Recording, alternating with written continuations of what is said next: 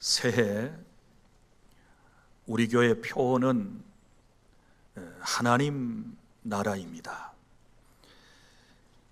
그래서 지난 주일에 하나님의 나라에 대한 말씀을 여러분에게 먼저 정리를 해서 드렸습니다. 성경의 중심 사상이 하나님 나라이고, 또 예수님께서 이 땅에 오셔서 맨 처음에 전하셨던 말씀이 회개하라 천국이 가까웠느니라 라고 하는 하나님 나라에 대한 선포이셨습니다. 그리고 또한 하나님을 믿고 의지하며 살아가는 우리에게 너희는 먼저 그의 나라와 그의 의를 구하라, 그리하면 이 모든 것을 너희에게 더하시리라 말씀을 하셨고, 그리고 또 주기도문을 통해서 하나님의 나라가 임하기를 위하여 기도하라고 예수님께서 우리에게 말씀을 해 주셨습니다. 성경에서 말하는 하나님의 나라는 구약에서부터 시작이 됩니다. 죄로 타락한 인생들에게 하나님께서는 하나님의 나라 건설을 원하셨습니다. 그래서 하나님은 먼저 이스라엘 사람들을 부르셨고, 그 이스라엘을 통하여 하나님의 나라를 건설하기를 원하셨습니다. 그리고 하나님께서 선지자를 보내셔서 하나님 나라에 대한 말씀을 전해주시고, 때가 되면 바로 메시아가 이 세상에 오셔서 사회를 그리고 사람을 구원하여 자유와 평화를 주시며 인간 갈등과 사회적인 모든 문제를 해결해 주실 것에 대하여 말씀을 하셨고, 그래서 그들은 정치적으로 사회적으로 힘들고 어려울 때마다 메시아를 기다리며 살았습니다.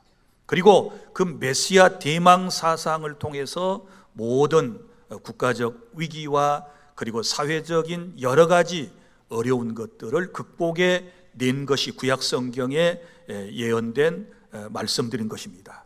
그리고 지난 시간에 말씀을 드린 바와 같이 때가 참에 이제 예수님께서 이 땅에 오심으로 하나님의 나라가 도래하게 된 것입니다. 그러니까 성경에서 말하는 하나님의 나라라고 하는 것은 예수님을 믿고 거듭나서 이제 현재 삶 속에서 하나님께서 약속하신 자유와 행복을 누리는 것이고, 그리고 미래에 올 그 하나님의 나라를 기다리며 살아가게 되는 것입니다. 그래서 하나님의 나라는 현재적인 것이며 미래적인 것이다, 이렇게 여러분들에게 말씀을 드렸고, 우리가 하나님의 나라라고 할 때는 이미 예수 그리스도를 통해 이 땅에 임했고, 하나님께서 통치하시는 모든 영역, 이것을 하나님의 나라이다, 이렇게 설명을 드렸습니다. 그래서 내 마음속에 예수님이 임하시게 되면 마음에 하나님의 나라가 이루어지는 것이고, 또 우리의 가정에 예수님을 나의 구주로 모시게 되었을 때 하나님의 나라가, 그리고 우리 교회 공동체 안에 하나님을 모시고 예수 그리스도의 이름으로 예배할 때 이곳에 하나님의 나라가, 그리고 사회가 바로 예수님을 구주로 모시게 드리게 되었을 때 하나님의 나라가 임하는 것이다 라는 말씀을 드렸습니다. 그리고 하나님의 나라는 현재적인 하나님의 나라로만 끝나는 게 아니고 미래에 완성된, 흔히 저와 여러분이 말하는 천국이 있어서 우리는 그 나라에 갔을 때 완전한 영생복락을 누리게 된다라고 하는 말씀을 드렸는데, 여러분들이 얼마나 좀 기억을 하고 계시는지 모르겠습니다. 이제 저는 오늘 하나님의 나라에 대하여 이제 말씀을 드리면서 지난 시간에 하나님의 나라에 대한 설명을 했으니, 이제는 그 나라에 누가 들어갈 것인가, 어떤 사람이 그 나라에 들어갈 수 있는가에 대한 설교를 해야 할 차례가 지금 된 것입니다. 그래서 이미 작년 7월 달에 했던 요한복음 3장 1절부터 21절까지 말씀, 그때는 거듭남에 대하여 여러분들에게 설명을 해드렸었는데, 오늘은 이제 하나님의 나라에 들어가기 위해서 그 말씀을 다시 한번 들을 때가 됐다라는 사실을 여러분에게 먼저 밝혀두는 바입니다. 왜 하나님께서 이 요한복음 3장 이 말씀을 계속하여 특별히 거듭남에 대한 말씀을 전하게 하시는가? 여러 가지 하나님의 깊으신 뜻이 있으시리라고 생각을 합니다. 왜냐하면 우리 가운데는 아직 거듭나지 못한 사람이 있을 수 있고, 또 이미 거듭났지만 이것을 아직 확신하지 못한 사람도 있기 때문이고, 누구든지 거듭나지 아니하면 하나님의 나라에 들어갈 수 없기 때문에 이 설교는 주님 오실 때까지 계속되는 것이고, 이 설교를 듣는 사람들에게서 거듭남의 역사가 일어나서 하나님의 나라에 들어가는 사람이 많아질 때 우리는 하나님의 나라가 확장되어 간다, 이렇게 말할 수 있는 것입니다. 자, 이제 오늘 본문의 이야기는 이렇게 시작되고 있습니다. 1절부터 2절까지 말씀에 기록된 대로 예수님의 공생의 1년 차에 예수님께서 예루살렘에 올라가셨을 때 당시 하나님을 가장 잘 믿고 섬긴다라고 하는 자부심을 가진 바리새인 가운데 니고데모라고 하는 사람이 있었는데, 이 사람이 이제 밤에 예수님을 찾아온 것입니다. 이 사람은 유대인의 지도자였고, 즉 산헤들린 공의의 의원 신분을 가진 사람이었습니다. 사실 그가 밤에 예수님을 찾아온 목적을 오늘 본문에 보면 예수님께서 행하셨던 표적에 대한 궁금증 때문이었습니다. 표적은 이적이라고 하는 말로도 우리가 이해할 수 있는데, 예수님이 행하셨던 수많은 이적을 보았고, 그리고 그 이적에 대하여 니고데모는 들었던 것입니다. 그래서 그가 하는 말을 보면, 하나님이 함께 하시지 아니하면 당신이 행하는 이 표적을 아무도 할 수 없습니다, 이렇게 이제 얘기를 하는 걸 보면 그는 표적에 대한 궁금증, 이걸 이제 가지고 온 거예요. 그렇다 치면 이 사람은 처음에 신앙이 그 표적, 주님이 행하셨던 이적을 통하여 결국은 주님께 나올 수 있는 계기가 되었다.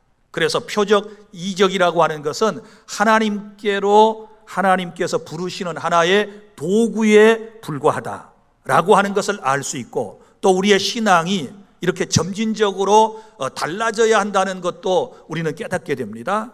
자, 니고데모는 표적, 이적에 대한 관심을 가지고 주님께 나와서 대화를 나눴는데, 결국은 이 주제는 뭐로 바뀌어지는가 하면 거듭남에 대한 이야기로, 하나님 나라에 대한 이야기로 바꿔지거든요. 그렇다면 새해부터 저와 여러분의 신앙은 표적을 구하는 그런 신앙에서 이제는 말씀 신앙으로 들어와야 될 줄로 믿으시기를 바랍니다. 그래야 하나님께서 기뻐하실 줄 믿으시기를 바랍니다. 자, 그런데 여기 보면 이 니고데모가 예수님을 찾아와서 예수님을 부를 때 뭐라고 부릅니까? 랍비요, 이렇게 부른다는 말이에요. 랍비라고 하는 말은 선생님이라고 하는 뜻이거든요. 그런데 이 사람은 자기 자신이 랍비예요. 니고데모는 유대교의 성경교사, 곧 랍비였어요. 랍비가 되려면 당시에 나이가 40살이 넘어야 돼요. 그런데 예수님은 지금 30살 정도밖에 안 되시거든요. 그런데 젊은 예수님에게 랍비여 하고 이제 주님께로 나오는 것을 보면 이 사람은 겸손했다는 것을 알 수 있고, 그리고 또한 자기가 인간적으로 볼 때는 모든 것을 완벽하게 갖춘, 종교적으로 사회적으로 완벽하게 갖춘 존재였음에도 불구하고 무언가 갈급한 마음이 있었다, 뭔가 갈급한 영적인 것들이 있었다. 그래서 그런 욕구를 채우기 위해서 그는 예수님을 찾아 나왔다라고 하는 것입니다. 사랑하는 여러분, 우리가 세상의 모든 것을 다 갖추고 살고 부족한 것이 없는 것처럼 보이지만 인간은 영적인 동물이기 때문에 하나님과의 관계가 온전치 않게 되면 절대로 행복을 누릴 수 없는 그런 존재라고 하는 사실을 여러분이 분명히 아셔야 될 줄로 믿으시기를 바랍니다. 예수님은 이런 니고데모의 지금 당장 필요한 것이 무언가, 그에게 우선순위가 무엇인가를 예수님께서는 갈파하셨고, 그래서 거듭남에 대한 이야기를 하신 거예요. 자, 공회 의원이고 이스라엘의 성경교사인 그에게 필요한 것은 지금 거듭남이거든요. 왜요? 거듭나지 아니하면 하나님의 나라를 볼 수도 없고 들어갈 수도 없기 때문에 예수님은 그가 다른 의도를 가지고 왔을지라도 이 거듭남을 통하여 하나님 나라 백성, 하나님 나라의 일원이 되도록 허락해 주시는 놀라운 은총을 찾아볼 수 있는 것입니다. 자, 그러면 이제 거듭남에 대한 이야기를 차근차근 설명을 해드릴 터인데, 첫째, 우리가 교회에 나와서 많이 듣는 이 거듭남이라고 하는 말이 무슨 뜻인가, 이걸 이해하는 것이 중요하거든요. 거듭남의 또 다른 말은 한문으로 중생이라고 그러죠. 거듭 태어났다. 그래서 중생이라고 하는 말을 쓰는데, 그러면 우리는 이제 성경으로 다시 돌아갈 필요가 있습니다. 우리가 가지고 있는 성경의 원문은, 신약 성경은 헬라어로 기록이 되어 있거든요. 그럼 헬라어에 거듭난다라고 하는 뜻은 무엇일까? 오늘 친절하게도 우리가 가진 성경에 거듭나지 아니하면 거듭나다라는 이 단어가 나오면 그 옆에 풋노트를 달아놨어요. 각주를 달아놨는데 그 밑에 난하주를 보게 되면 위에서라는 뜻이라는 거예요. 그러니까 원문이 의미하는 바는 위에서부터 난다, 이런 뜻을 가지고 있다라고 밝혀주고 있거든요. 사랑하는 여러분, 그럼 무슨 얘기입니까? 거듭난다라고 하는 것은 위로부터 태어나는 것이다. 6절에 보면 육으로 난 것은 육이요 영으로 난 것은 영이다. 그러니까 영적인 탄생을 뭐라고 얘기하는가 하면 거듭남, 이렇게 말할 수 있는 거예요. 그러니까 하나님께로부터 새롭게 내 영이 태어나는 것을 뭐라고 하느냐? 거듭났다, 이렇게 말하는 것입니다. 그래서 요한복음 1장 13절, 이는 혈통으로나 육정으로나 사람의 뜻으로 나지 아니하고 오직 하나님께로부터 난 자들이니라. 아멘. 자, 하나님으로부터 난다, 이게 지금 거듭남이라고 그랬으니까 지금부터 제가 이제 몇 곳의 성경을 소개를 해드릴 거예요. 특별히 요한 1, 2, 3서에 보면 난다, 낳고, 난다, 이런 표현들이 많이 나오는데, 이런 모든 표현은 바로 위에서부터 탄생하는 것, 하나님께로부터 태어남, 그리고 거듭남에 대한 또 다른 말이다 라고 여러분이 생각을 하면서 지금 이 말씀을 들어주셔야 돼요. 요한일서 3장 9절, 하나님께로부터 난 자마다. 자, 이게 무슨 뜻이라고요? 거듭난 사람을 말해요. 하나님께로부터 난 자마다 죄를 짓지 아니하나니 이는 하나님의 씨가 그 속에 거함이요 그도 범죄하지 못하는 것은 하나님께로부터 났음이니라. 물론 여기 범죄하지 않는다는 말은 계속하여 범죄하지 아니하다라는 원문의 시제적인 의미가 있어요. 잘못 해석하면 구원파처럼 돌아갑니다. 여러분, 우리 거듭나도 죄를 지을 수 있어요. 그러나 일부러 계속해서 죄를 짓지 않는 상태를 지금 말씀을 하고 있는 거예요. 자, 하나님께로부터 난 자마다, 또 요한일서 4장 7절, 사랑하는 자마다 하나님으로부터 나서. 찾으셨나요? 하나님으로부터 나서, 거듭남이에요. 또한 요한일서 5장 1절 4절, 예수께서 그리스도이심을 믿는 자마다 하나님으로부터 난 자이니, 또한 낳으신 이를 사랑하는 자마다 그에게서 난 자를 사랑하느니라. 거듭남이에요. 하나님께로부터 영적으로 다시 태어나는 것, 거듭남. 그리고 또 어떤 의미를 가지고 있느냐? 사망에서 생명으로 옮긴 상태를 말해요. 요한복음 5장 24절, 내 말을 듣고 또 나 보내신 이를 믿는 자는 영생을 가졌고 심판에 이르지 아니하나니 어디에서 어디로? 사망에서 생명으로 옮겼느니라. 자, 사망에서 어디로 옮겨요? 생명으로 옮겼느니라. 이것이 거듭난 상태예요. 또 요한일서 3장 14절, 우리는 형제를 사랑함으로 사망에서 옮겨 어디로 들어가요? 생명으로 들어갔느니라. 할렐루야. 그리고 거듭남이 무엇인가? 그리스도 안에서 새로운 피조물이 되는 것. 여러분이 잘 아시는 고린도후서 5장 17절 말씀, 그런즉 누구든지 그리스도 안에 있으면 새로운 피조물이라. 이전 것은 지나갔으니 보라 새 것이 되었도다. 또한 새 마음과 새 사람이 되는 것. 로마서 12장 2절, 너희는 이 세대를 본받지 말고 오직 마음을 새롭게 함으로 변화를 받아. 새 마음. 그리고 디도서 3장 5절, 우리를 구원하시되 우리가 행한 바 의로운 행위로 말미암지 아니하고 오직 그의 긍휼하심을 따라 중생의 씻음과 성령의 새롭게 하심으로 하셨나니. 아멘. 새 사람이 되는 것. 자, 이런 모든 말씀들을 여러분이 통틀어서 이해를 하시면 거듭남이 무엇일까요? 하나님으로부터 우리의 영이 새롭게 태어나는 것을 의미하고, 내 영이 새롭게 태어나면 내 마음도 새 마음이 되고 내 삶도 새로운 삶이 되는 것을 의미한다. 이런 은혜가 우리 모두에게 지금 함께하고 있다는 사실을 믿으시기를 바랍니다. 자, 이제 둘째로, 그럼 거듭나야 할 이유가 뭘까요? 왜 거듭남에 대하여 목사는 계속 설교를 해야 되고 여러분들은 이 말씀을 계속해서 들어야 하는가? 본문의 3절부터 10절까지 말씀에서 거듭나야 할 이유 세 가지를 우리에게 주님은 말씀을 해주셨습니다.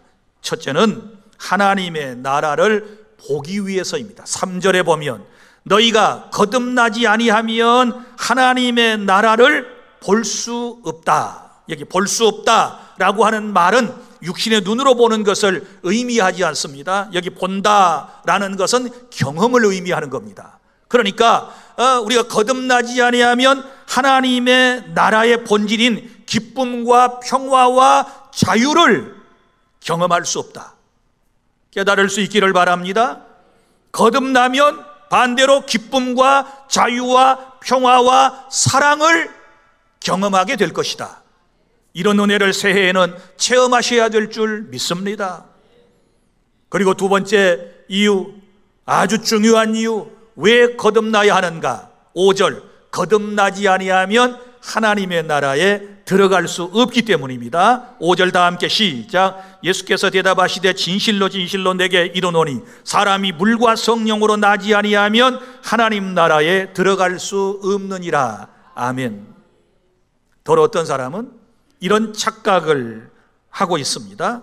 하나님의 나라에 들어갈 수 있는 사람은 모태신앙을 가지고 꾸준히 교회를 다녔으며 날마다 하나님을 예배하고 또 세례를 받고 신앙의 연조는 깊으며 교회에서 귀중한 직분을 받고 그리고 성경을 읽고 성경을 공부하고 성경을 깨닫고 또 하나님께 때로는 헌금도 많이 하고 인품도 좋고 착한 일을 많이 하면 하나님의 나라에 들어갈 것이다, 이렇게 생각해요. 그러나 보세요, 그런 경우 들어갈 사람도 있고 들어가지 못할 사람도 있다.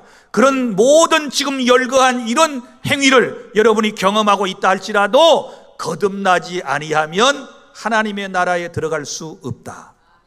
믿습니까? 깨달아지십니까? 사랑하는 성도 여러분, 아무리 출세하고 잘 먹고 잘 살아도 거듭나지 아니하면 하나님의 나라에 들어갈 수 없다는 사실을 믿으시기를 바랍니다. 그러므로 하나님의 나라에 들어가기 위해서 오늘 거듭나야 한다라고 주께서 우리에게 강력하게 지금 말씀을 하고 계시다는 사실을 아시기를 바랍니다. 그리고 또 하나의 이유가 있어요. 왜 우리가 거듭나야 하는가? 그러면 10절, 하나님의 나라를 이해하기 위해서 그렇습니다.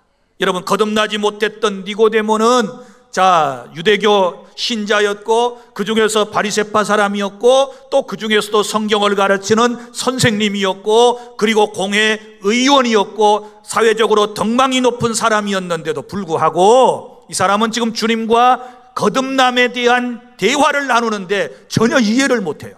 너 거듭나야 하나님 나라 볼 수 있어. 너 거듭나야 하나님 나라 들어갈 수 있어. 그러니까 이 니고데모가 하는 말, 아니 내가 늙었는데 어떻게 어머니 뱃속에 들어갔다가 다시 나와야 한다는 얘기입니까? 이렇게 반문을 한 것을 보면 아무리 세상적으로 공부를 많이 하고 똑똑한 학박사랄지라도 지식이 충만한 과학적인 서적을 많이 읽고 과학도라 할지라도 거듭나지 아니하면 하나님의 나라를 이해를 못해요. 이해를 못해요. 영적인 세계에 대하여 전혀 이해를 못해요. 오늘 저와 여러분들이 제가 이 말씀을 전하고 여러분들이 지금 영적인 이 말씀을 들을 때 만약에 이해가 되신다면 여러분은 거듭났다는 사실을 믿으시기를 바랍니다. 그래서 거듭나면 영적인 진리를 알게 되고 믿게 되고 주의 은혜 가운데서 살아가게 될 줄로 믿으시기를 바랍니다. 오늘 12절에 보면 예수님께서 너무너무 답답하셨어요. 뭐라고 말씀하셨습니까? 내가 땅의 일을 말하여도 너희가 믿지 아니하거든 하물며 하늘의 일을 말하면 어떻게 믿겠느냐? 땅의 지금 이야기도 안 믿는데 하늘 이야기를 하면 어떻게 믿겠느냐? 거듭나지 아니하면 어떻게 하늘 이야기를 믿겠느냐? 하나님 나라에 대한 얘기를 어떻게 이해하겠느냐? 그러므로 거듭나야 하나님의 나라를 이해할 수 있다. 그리고요, 셋째, 이제 중요한 거예요. 거듭나야 하나님 나라를 체험하고 거듭나야 하나님의 나라에 들어가고 거듭나야 하나님의 나라를 이해할 수 있는데, 그럼 어떻게 거듭날 수 있는가? 이 거듭남의 방법에 대하여 오늘 주신 말씀을 통하여 깨닫기를 원하는데, 먼저 사람의 의지와 노력으로는 불가능해요. 왜냐하면 인간은 전적으로 타락하여 허물과 죄로 완전히 죽은 존재이기 때문에 우리에게 무슨 희망이 있겠습니까? 완전히 죽었는데 무슨 의지가 있겠습니까? 그래서 사람의 힘과 능력으로는 도저히 거듭날 수가 없다. 오늘 주님이 우리에게 거듭나는 방법을 말씀해 주셨는데 딱 두 가지예요. 물과 성령으로 나지 아니하면 하나님의 나라에 들어갈 수 없느니라. 첫째가 뭐예요? 물이에요. 물. 자, 물과 그랬으니까 첫 번째 물. 그러면 이 물은 일반 자연적인 물을 지금 첫째는 의미해요. 그래서 칼빈은 물로 씻듯이 성령으로 깨끗하게 태어나는 것을 말한다. 이제 이렇게 주석을 했어요. 그러나 이 물에 대한 개념을 세례로 연결이 쭉 가능해요. 세례. 자칫 잘못하면 세례가 구원의 조건이 되기 때문에 여러분들이 제 얘기를 지금 더 잘 들으셔야 돼요. 오해가 없어야 돼요. 세례 받으면 하나님 나라 들어가는가, 그런 얘기 안 해요. 자, 그러면 물은 물세례하고 연결이 됩니다. 그럼 세례 전에 뭐가 있어야 돼요? 어떤 사람한테 세례를 베푸나요? 예수님을 믿는 사람에게, 예수님을 구주로 믿고 고백하는 사람에게 세례가 베풀어져요. 그러면 그 앞에 또 한 번 더 가봐요. 그러면 예수님을 믿고 고백하기 전에 뭘 들어야 돼요? 말씀을 들어야 돼요. 말씀을 들어야 믿음이 생기는 거예요. 그러니까 말씀 듣고 그 다음에 이제 예수님을 구주로 고백하고 그리고 세례를 받는 거예요. 이게 한 통으로 되어 있어요. 그러면 이제 이 말씀이 무엇을 의미한다고 성경이 지금 말씀하고 있는가 찾아보겠습니다. 이 성경 곧 하나님의 말씀은 베드로전서 1장 23절 물에 대한 설명이 나옵니다. 거듭남에 대한 얘기가 나옵니다. 너희가 거듭난 것은 썩어질 씨로 될 것이 아니요 썩지 아니할 씨로 된 것이니 살아있고 항상 있는 말씀으로 된 것이니라. 할렐루야. 무엇으로 거듭나요? 말씀으로 거듭나서 믿고 세례를 받아요. 그러니까 세 가지를 떼서 생각하지 말고 하나로 쭉 연결해서 생각을 하면 되시는 거예요. 또 디도서 3장 5절 중생의 씻음과 성령의 새롭게 하심. 중생은 한문으로 거듭남이라고 그랬습니다. 거듭나서 씻음과 성령의 새롭게 하심. 그랬으니까 두 번째 이제 성령의 역사로 거듭나는 거예요. 첫 번째는 하나님의 말씀을 듣고, 그 다음에 두 번째, 말씀을 듣는 사람에게 성령이 임하셔서 거듭나게 하신다. 고로 거듭남의 공식은 이런 거예요. 하나님의 말씀 플러스 성령 니콜 거듭남이에요. 믿습니까? 자, 그러면 보세요. 사도행전 10장 44절 말씀에 보면 베드로가 사람들이 모이는 곳에서 하나님의 말씀을 전했어요. 베드로가 이 말을 할 때에 성령이 말씀을 듣는 모든 사람에게 내려오시니, 할렐루야. 말씀을 듣는 모든 사람에게 누가 내려오셨어요? 성령이 강림하셨다. 이렇게 말씀을 하고 있습니다. 더 구체적으로 제가 설명을 드릴게요. 구약성경 에스겔서 37장 1절부터 10절까지 말씀에 보면 에스겔이라고 하는 선지자가 환상 중에 본 것이 있어요. 뭘 봤느냐? 아주 골짜기가 있는데 거기에 해골떼들이 막 사람의 뼈들이 여기저기 널브러져 있는 거예요. 하나님이 먼저 질문하셔서 인자야, 이 뼈들이 능히 살겠느냐? 어떻게 제가 그걸 압니까? 하나님이 하실 일이 제가 어떻게 압니까? 그렇게 얘기를 하잖아요. 그때에 하나님께서 에스겔에게 하신 말씀, 인자야, 너는 나의 말을 대언하여라. 그리하여 저 뼈들로 하여금 살게 하여라. 이렇게 말씀을 하셨던 거예요. 그래서 에스겔이 하나님의 말씀을 죽은 뼈다귀들을 향하여 대언하게 되었을 때 사방에서 살아있는 바람이 불어와서 이제 놀라운 역사를 일으키기를 시작하는데, 널브러져 있던 뼈들이 골격을 딱 갖춰서 해골은 위에, 팔과 다리는 양쪽에, 골반은 또 밑에 딱 붙고, 그 다음에 힘줄이 딱 덮이고 살이 차더니 생기가 살아있는 바람이 쑥 불어오더니 코 속에 들어가고 이 사람이 살아 움직이는 군대가 된 줄로 믿으시기를 바랍니다. 여기서 우리 놀라운 진리를 깨닫게 돼요. 사람은 영적으로 다 죽어있는 상태예요. 그런데 하나님의 말씀을 선포하면 성령의 바람이 불어와서 죽은 사람을 살려내시는 거예요. 할렐루야. 이게 거듭남이에요. 또 요한복음 11장에 보세요.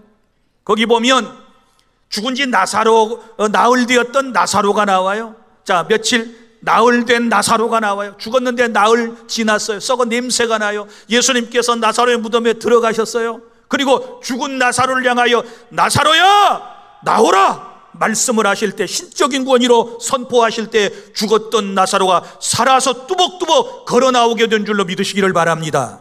여기에 또 진리가 있어요. 나사로처럼 허물과 죄로 완전히 죽은 우리가 하나님의 말씀이 선포될 때 주의 능력 성령이 임하셔서 우리를 살게 하시는 것, 할렐루야. 이런 역사가 지금도 일어나고 있는 줄 믿으시기를 바랍니다.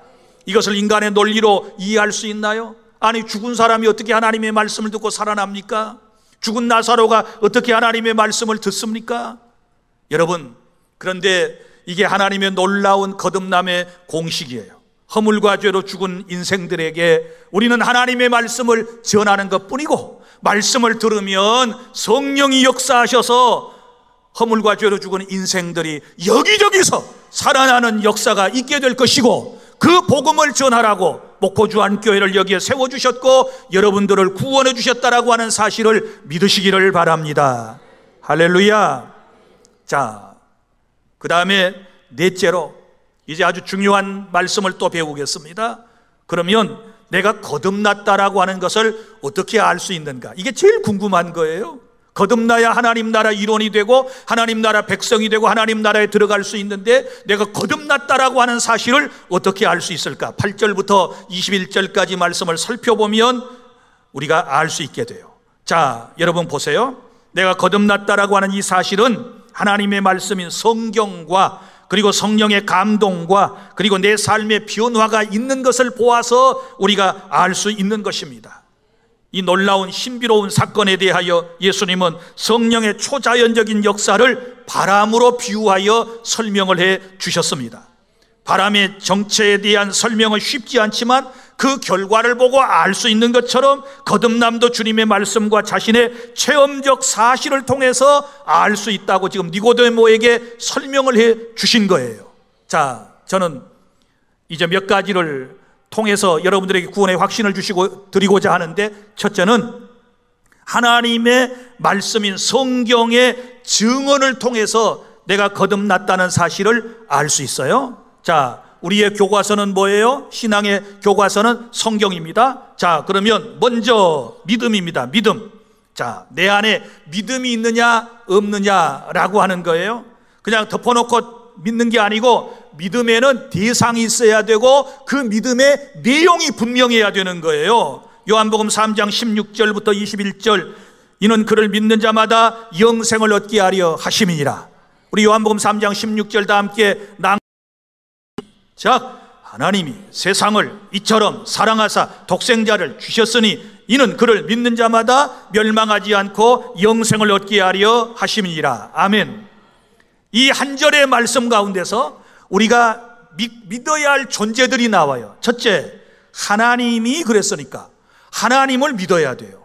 믿습니까? 하나님의 존재하심을 여러분이 믿어야 되는 거예요. 그 하나님이 나를 사랑하시고 나를 구원하기 위하여 누구를 보내셨다?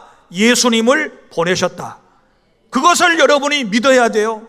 그리고 주님이 오셔서 하신 일이 뭐예요? 저와 여러분의 죄를 대속하기 위해서 십자가에 피를 쏟고 죽으셨다는 사실을 믿으셔야 돼요. 자, 그러면 믿으면 그를 믿는 자마다 멸망하지 않고 영생을 얻게 하려 하심이니라. 할렐루야. 여러분, 이 사실을 믿습니까? 사도행전 13장 48절, 영생을 주시기로 작정되는 자는 다 믿더라. 아멘. 누가 믿어요? 영생을 주시기로 작정된 자가 믿어요.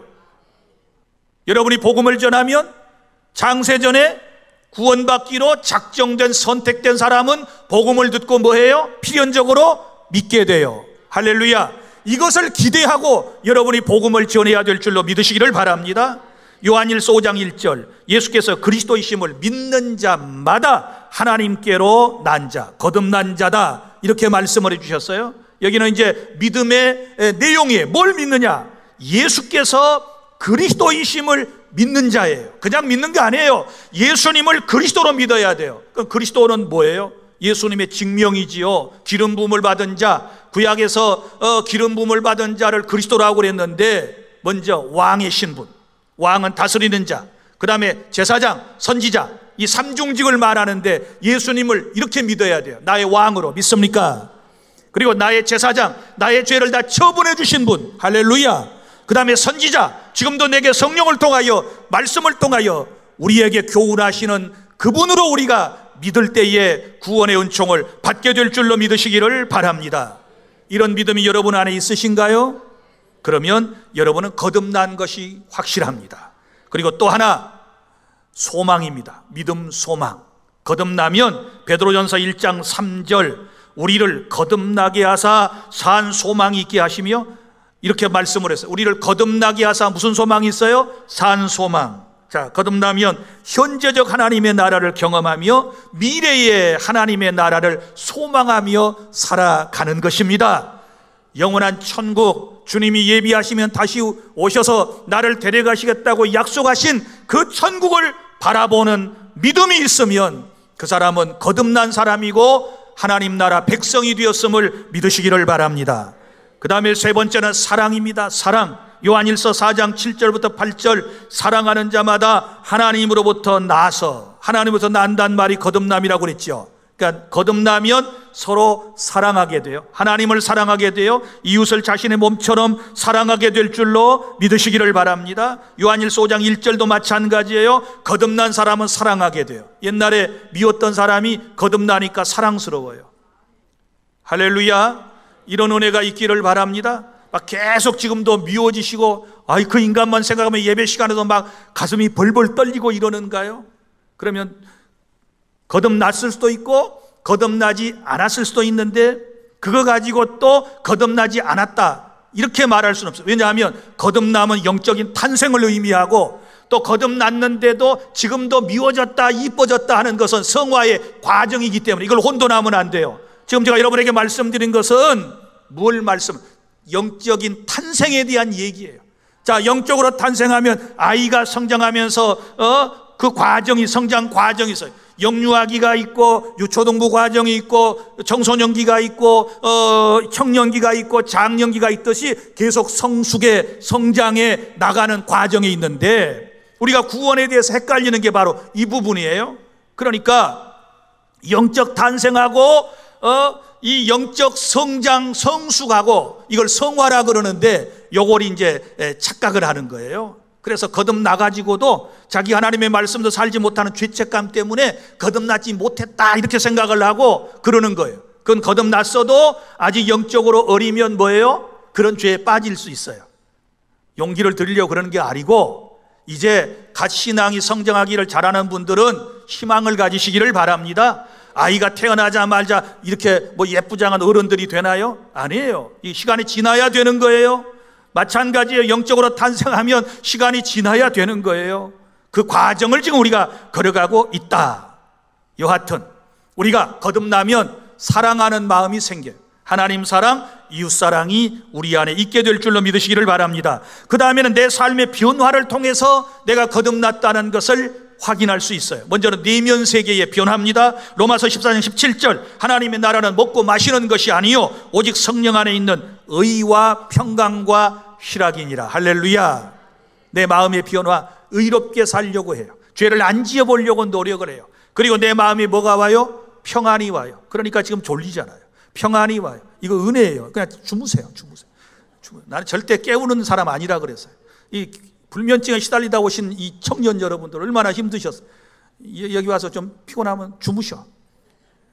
그리고 가끔 있다가 한 번씩 미안하면 아멘으로 부조만 좀 잘해 주셔. 아멘만 가끔 한 번씩 해줘도요, 저는 막 힘이 생겨요.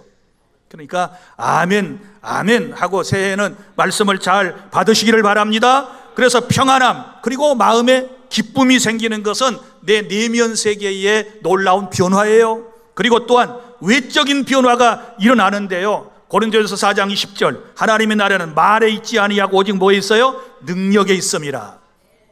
예수 믿는 사람들이 말만 잘하고 사는 게 아니고 세상에서 하나님의 말씀대로 살아가는 능력이 있는 줄로 믿습니다. 주의 능력으로 삶이 달라지게 될 줄로 믿습니다. 요한일서 5장 4절에 무릇 하나님께로부터 난 자, 거듭난 자마다 세상을 이기느니라. 세상을 이기는 승리는 이것이니 우리의 믿음이니라. 할렐루야. 그래서 죄와 싸워서 이기는 역사들이 있잖아요. 이런 은혜는 모두 다 내가 거듭났기 때문에 하나님께서 내 삶에 베풀어 주신 은총인 줄로 믿으시기를 바랍니다. 사랑하는 성도 여러분, 우리가 거듭나서 하나님의 백성이 되면 우리 마음이 기쁘고 행복하며 우리의 삶에도 예전과 다른 변화가 일어나서 경건한 삶을 살게 될 것입니다. 이런 은혜를 체험하는 저와 여러분이 되기를 바랍니다. 이제 다섯 번째, 마지막으로, 그러면 거듭난 후에는 어떻게 살 것인가? 이게 이제 중요하잖아요. 거듭나서 하나님 나라 백성이 된 것에 대하여 우리가 감사하며 우리가 어떻게 살 것인가? 세 가지를 말씀을 드리겠습니다. 여기 니고데모를 통해서 여러분에게 말씀을 드리면, 첫째는 예수님을 변호하고 전하는 삶을 살아가실 수 있기를 바랍니다. 요한복음 7장 45절부터 53절에 보면 대제사장들과 바리새인들이 예수님을 믿지 않고 예수님을 공격할 때 50절에 보면 이런 말씀 나와요. 그 중에 한 사람, 곧 전에 예수께 왔던 니고데모가 그들에게 말하기를 우리의 율법은 사람의 말을 듣고 그 행하는 것을 알기 전에 심판하느냐라고 말하면서 주님을 변호하며 증거하는 모습을 볼 수 있어요. 거듭나기 전에는 꿈도 못 꾸던 일이거든요. 그런데 유대교 신자였던 그가 거듭나고 난 이후에는 유대교 신자들 앞에서 누구를 변호해요? 예수님을 변론하고 있는 거예요. 이런 은혜가 있기를 바랍니다. 여러분이 어디 가서 누가 예수님에 대하여 얘기하면 자꾸 끼어들어서 예수님에 대하여 더 보태서 얘기하고 싶으면 그것이 거듭난 사람인 줄로 믿습니다. 그것이 은혜인 줄로 믿으시기를 바랍니다. 그리고 우리는 주님을 전하며 이 세상을 살아가야만 하는 것입니다. 그 다음에 두 번째, 어떻게 살까? 하나님 나라 백성으로 확신을 가지고 담대히 살아가시기를 바랍니다. 요한복음 19장 39절, 예수님께서 십자가에서 죽으신 후에 일찍이 밤에 찾아왔던 니고데모도 모략과 침향 섞은 것을 100리트라쯤 가지고 왔다. 100리트라는 약 34kg의 용량을 말하는 것입니다. 장례를 위하여 아주 비싼 용품들을 꽤 많이 가져왔어요. 그런데 여기서 중요한 것, 일찍이 밤에 예수께 밤에 찾아왔던 니고데모가 이제는 밤에 오지 않아요. 이제는 떳떳하게 와요. 이제는 자기의 신앙을 고백하고 있어요. 많은 사람에게 드러내고 있는 것입니다. 여러분이 진실로 거듭났으면 이제부터 여러분이 직장에 가셔서든 어디에서든지 나는 그리스도인이라고 선포하시기를 바랍니다. 드러내고 사셔야 될 줄로 믿습니다.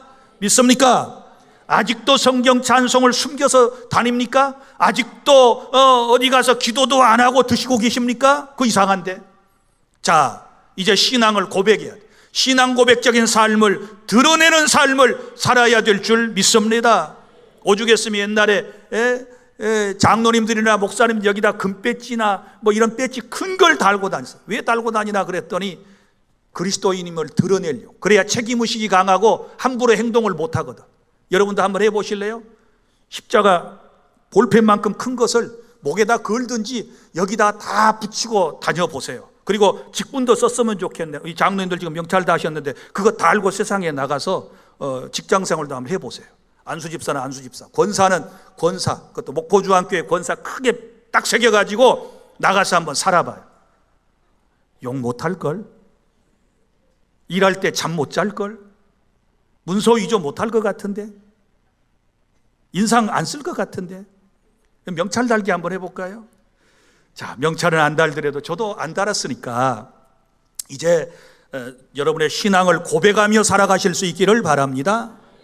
드러내고 사시기를 바랍니다. 제발 안 믿는 채 좀 하지 마세요. 우리는 하나님 나라 소속이에요. 이 땅에 발붙이고 살지만 두 나라에 겹쳐 있다고 그랬죠. 하나는 세상 나라, 하나는 하나님 나라. 세상 나라 시민권도 있고 하나님 나라의 시민권도 가진 하나님 나라 속에 살면서 하나님의 나라를 경험해야 될 줄로 믿으시기를 바랍니다. 마지막으로 주님을 섬기는 삶을 사셔야 돼요. 여기 니고데모 보세요. 돌아가신 예수님의 장례를 준비하기 위하여 침향하고 세상의 모략을 34kg이나 가지고 왔다. 여러분, 침향, 베트남 무안에서 달랏 가신 분들 나트랑에 가면 침향 가게 꼭 들리던데, 거기 가면 침향이 요만큼한데 100만 원, 200만 원 막 이래. 그죠? 침향 보셨어요? 구경이나 하셨나요? 그 침향 파는 데 있잖아요. 달랏 가면은 커피 팔고 나트랑에 가면 침향 가게를 꼭 들려요. 여러분들이 무안에서 다녀오셨다면, 예? 그게요 요만큼 되는데 몇백만 원씩 돼요. 근데 세상에 이걸 34kg이나 가져왔다. 주님을 사랑하는 마음입니다. 이제부터 이런 헌신된 삶이 우리에게 있어야 될 줄로 믿으시기를 바랍니다. 자기 제물로 예수님의 장사를 준비했습니다. 주님을 만나 하나님 나라 백성이 되면 이제는 하나님을 섬겨야 되고 우리의 이웃을 섬기는 삶으로 발전해 나아가야 될 줄 믿습니다. 이제 말씀을 맺습니다. 지금까지 우리는 하나님의 나라가 무엇인지에 대하여 들었고 그 하나님의 나라에 들어가려면 반드시 거듭나야 한다는 말씀을 들었습니다.